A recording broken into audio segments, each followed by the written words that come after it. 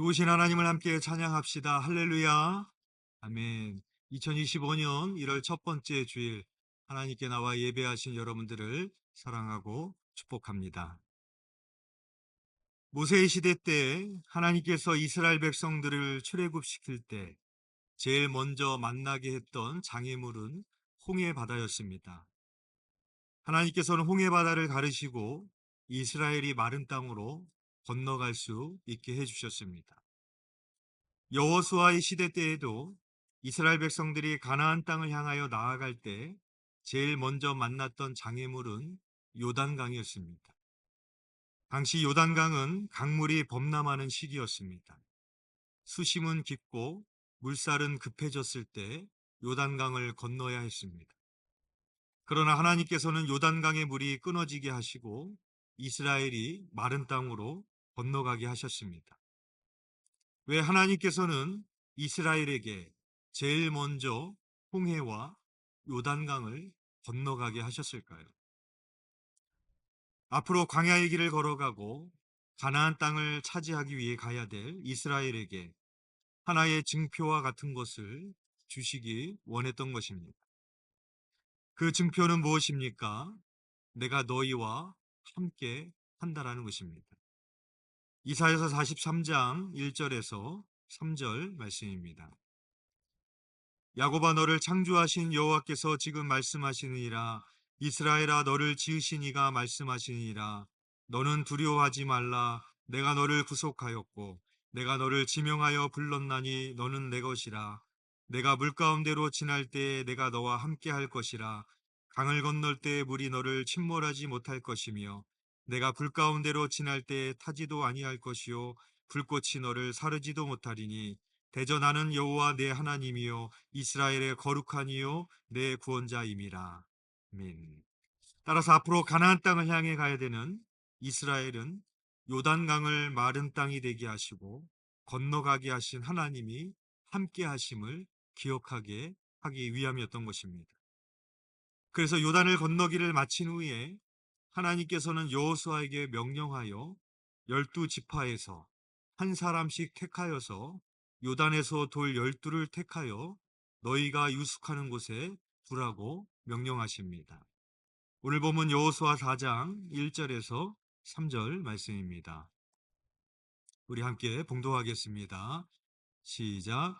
그 모든 백성이 요단을 건너가기를 마침에 여호와께서 여호수아에게 말씀하여 이르시되 백성의 각 지파에 한 사람씩 12사람을 택하고 그들에게 명령하여 이르기를 요단 가운데 제사장들의 발이 굳게 선 그곳에서 돌 12를 택하여 그것을 가져다가 오늘 밤 너희가 유숙할 그곳에 두게 하라 하시니라. 아멘.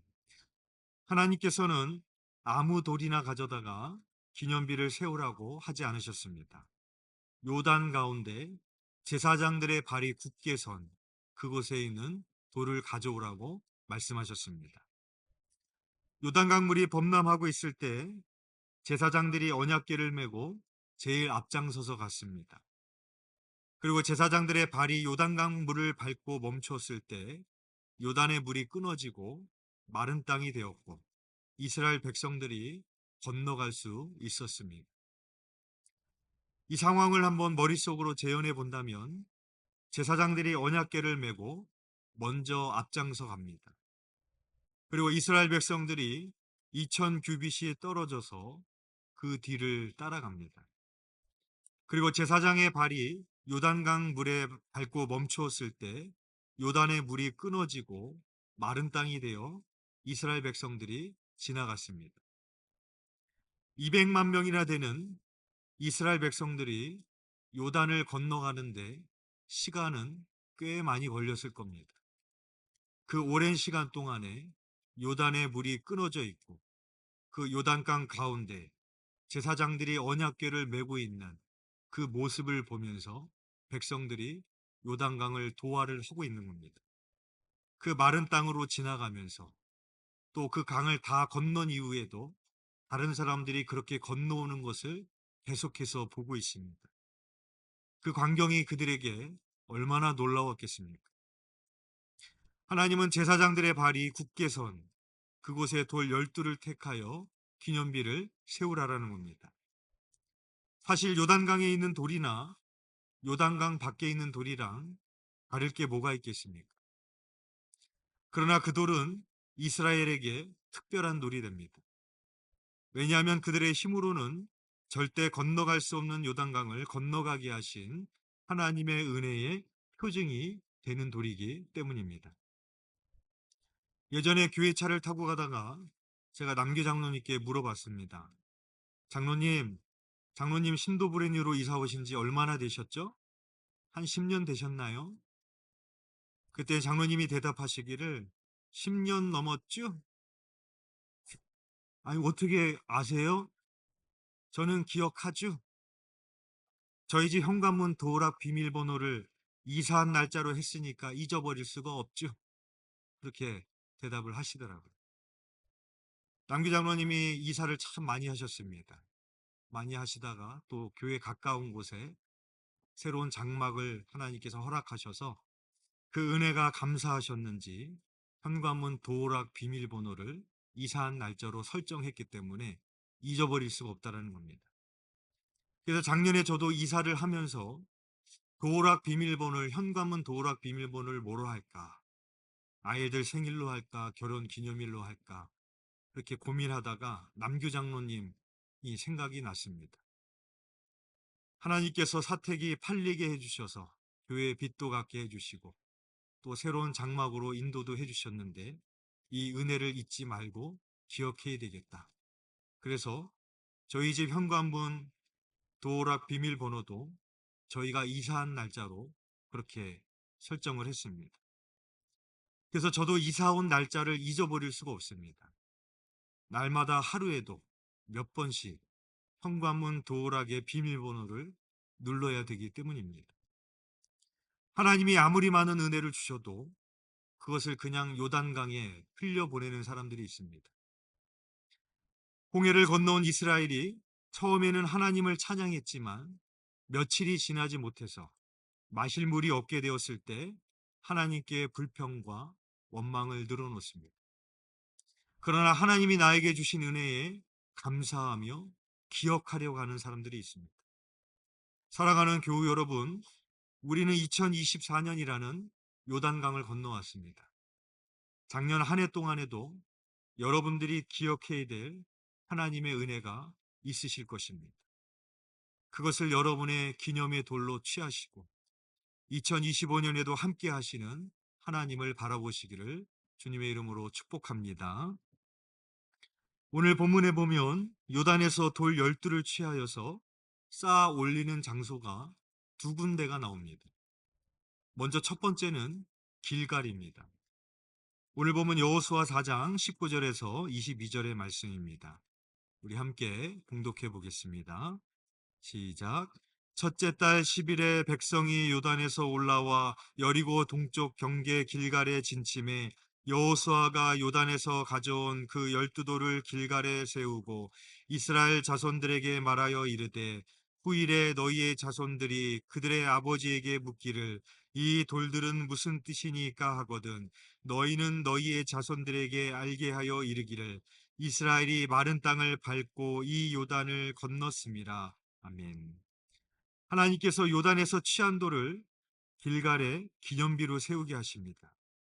그 이유를 말씀하시는데 나중에 너희의 자손들이 그 돌들의 의미가 무엇이냐고 묻거든 이스라엘이 마른 땅을 밟고 요단강을 건너갔다라는 사실을 알게 하라라는 것입니다.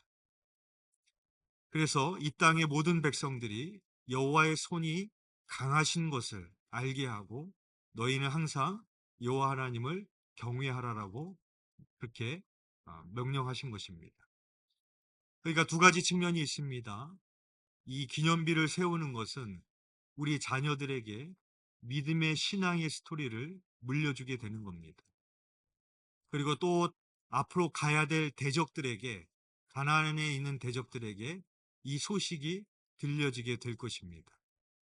요단강을 건너가는 데 있어서 어떤 부표를 띄우고 어떤 전략을 세워서 요단강을 건너갔다라고 한번 생각을 해보십시오. 그러면 가나안에 있는 대적들이 그 전략에 대해서 대비를 할 수가 있습니다. 방어를 할 수가 있죠. 그런데 이스라엘이 건너간 모습을 보십시오. 전략이 없습니다. 방어할 방법이 없습니다. 모든 것이 함께하고 계신 하나님이 얼마나 위대한지를 그들은 들을 수밖에 없는 겁니다. 그래서 대적들이 그 소식을 듣고 간담이 녹을 수밖에 없는 그런 역사를 하나님께서 해 주셨던 것입니다. 재작년 연말 때 감리사 협의회에서 송년회를 했습니다.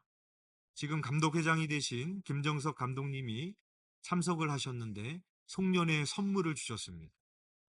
요르단의 대사가 강림교회에 오셔서 예배를 드린 적이 있는데 선물로 사해의 암염과 요단강 물, 올리브 기름을 조그만 병에 넣어서 준 선물이었습니다.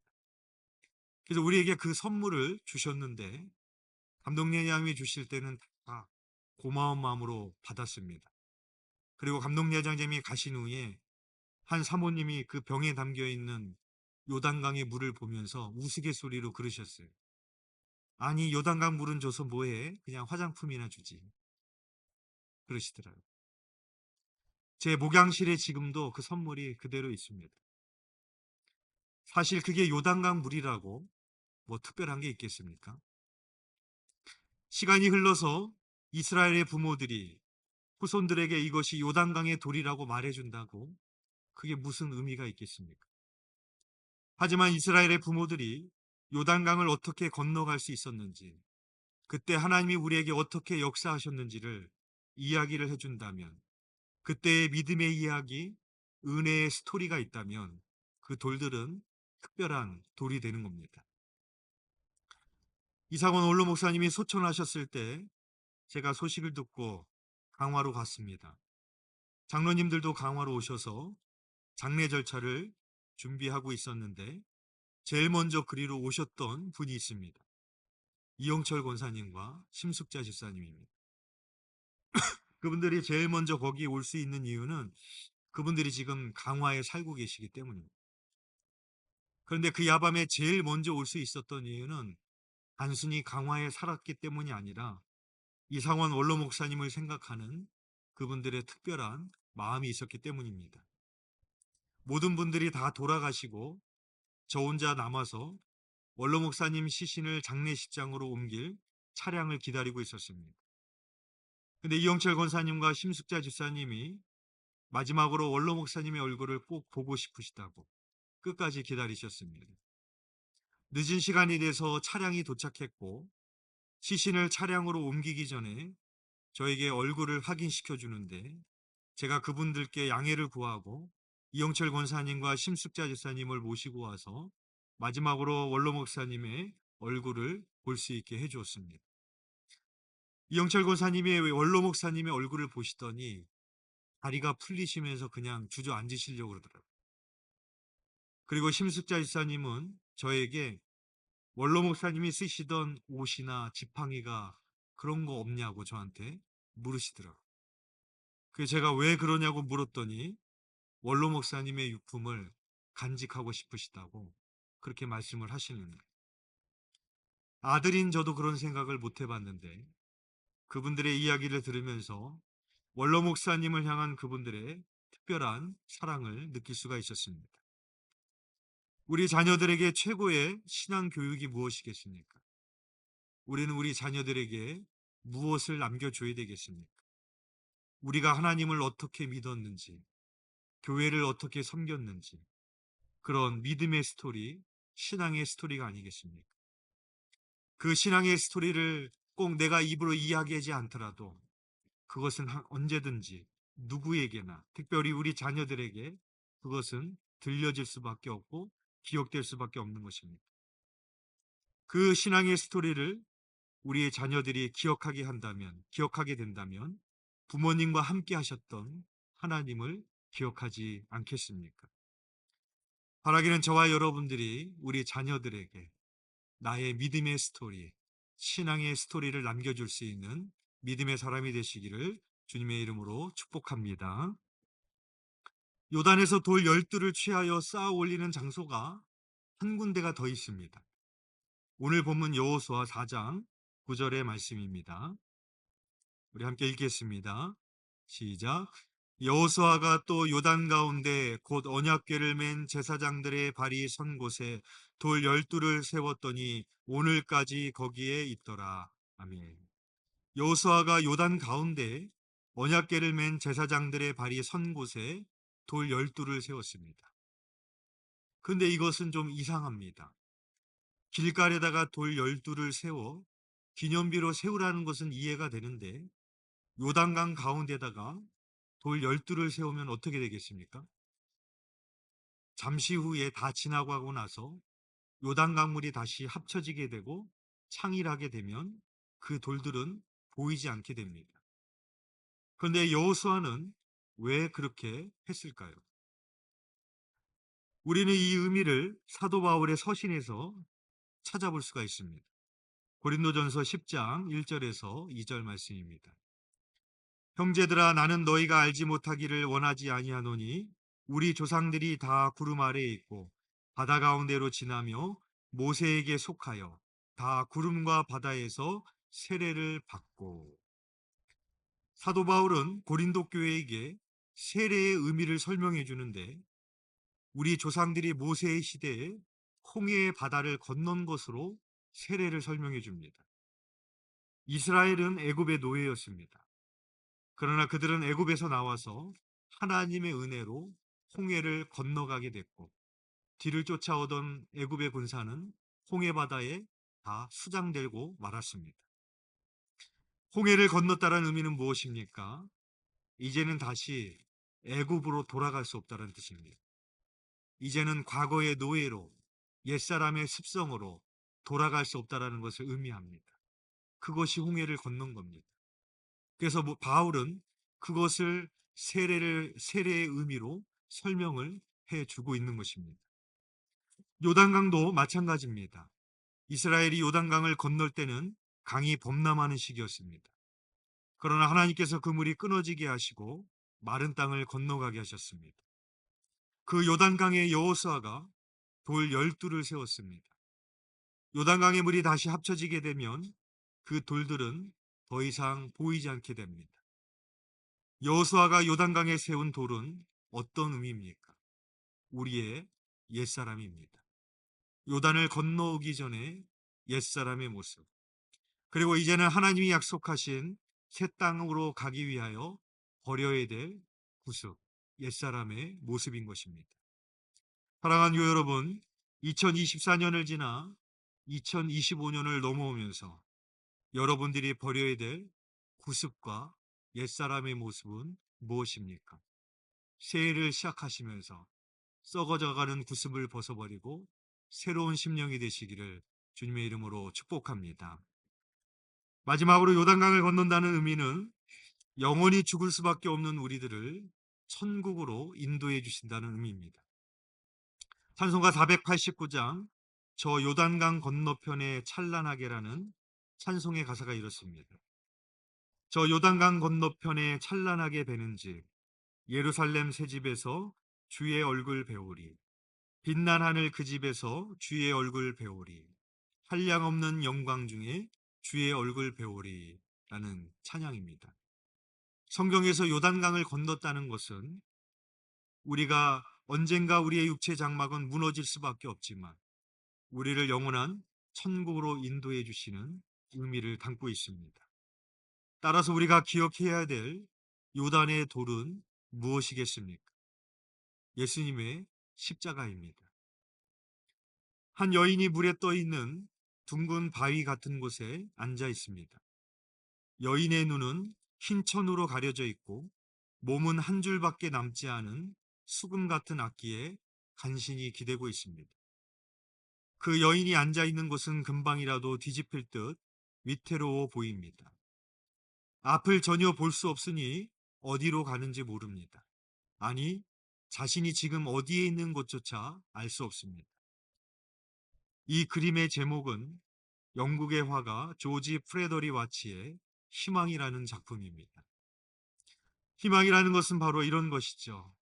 밝고 따뜻하고 행복한 곳에서 희망은 자라지 않습니다. 희망은 절망 속에서 고통과 슬픔을 먹고 자라는 꽃과 같습니다. 건축자가 버린 돌이 집 모퉁이의 머릿돌이 되었나니. 혹시 지금 나의 신세가 버려진 돌같이 느껴지십니까? 하지만 예수 그리스도께 연결되기만 한다면 쓸모없이 버려진 돌도 하나님 나라의 모퉁이 돌이 될 수 있습니다. 사랑하는 교회 여러분, 우리는 2024년이라는 요단을 건너 2025년에 왔습니다. 주님의 십자가를 바라보며 우리를 구원해 주신 하나님의 은혜를 기억하시기를 바랍니다. 이스라엘이 요단을 건널 때 제일 먼저 앞장섰던 것은 하나님의 언약궤였습니다. 2025년을 살아가는 우리들에게 제일 먼저 앞에 서야 될 것은 무엇입니까? 하나님의 말씀입니다. 날마다 하나님의 말씀을 주야로 묵상하시고 그 말씀이 2025년을 걸어가는 우리 발의 등이 되고 우리 길의 빛이 되시고 그 말씀의 순종으로 나아가시는 저와 여러분이 되시기를 주님의 이름으로 축원드립니다. 기도드리겠습니다. 사랑과 은혜가 풍성하신 하나님 아버지, 2024년을 지나 2025년 우리에게 허락하신 새 땅으로 왔습니다. 우리가 벗어버려야 될 옛사람은 있는지, 구습은 있는지, 여전히 그것을 갖고 있는지 오늘 말씀으로 돌아보게 하시고 회개하고 결단할 수 있는 은혜를 주여 허락하여 주시옵소서. 2024년 이상원 원로 목사님은 주님의 부르심을 받고 소천하였고 많은 사람들이 2025년을 맞이하지 못했습니다. 참으로 하나님이 허락하시지 아니하면 새해를 맞이할 수 없음을 깨달아 알게 하여 주시옵시고 우리에게 새해를 허락하신 하나님의 뜻을 깨달아 날마다 하나님의 말씀을 묵상하며 그 한 걸음 한 걸음 믿음으로 그 걸음을 걸을 수 있도록 주여 인도하여 주시옵소서. 우리가 올 한 해 또 결단하며 또 준비하는 것 가운데 주님 함께하여 주시고 사랑하는 성도들의 그 말씀이 그 발에 등이 되게 하시고 그 길에 빛이 되게 하여 주시사 이 어둡고 혼란한 시대 속에서도 오직 하나님의 말씀의 빛을 빛으로 삼아 걸어가는 복된 성도들이 될 수 있도록 주여 인도하여 주시옵소서. 함께하여 주실 믿사오며 예수 그리스도 이름으로 기도드렸사옵나이다. 아멘.